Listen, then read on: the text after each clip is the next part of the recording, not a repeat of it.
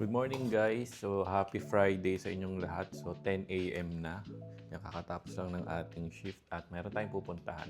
Pero ayan, hindi na tayo nagtimpla ng tea dahil ibe-break na natin yung fast natin dahil yan para kasabay natin kumain sila Doen at si Jada. So meron tayong bagong flavor. So ito yung mixed berry. So ayan siya, mixed berry. So, hindi siya available sa ating trial pack. Available lang siya sa US. So, ayan, kung gusto niyo makabili nito, pwede kayong magpasabay kung may makakilala kayo sa US.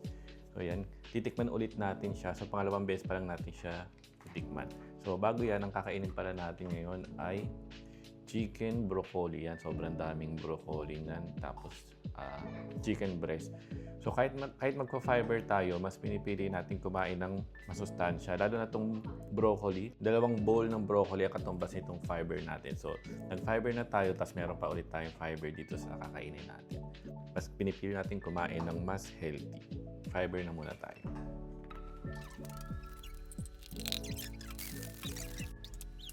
Sarap. Para siyang bubble gum.